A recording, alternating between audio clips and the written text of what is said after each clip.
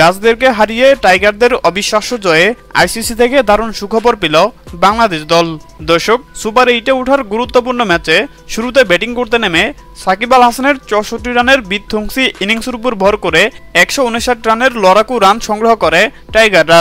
আর 160 রানের লক্ষ্য তাড়া করতে নেমে 14 ওভার পর্যন্ত দুর্দান্ত ব্যাটিং করতে থাকে নেদারল্যান্ডের ব্যাটাররা।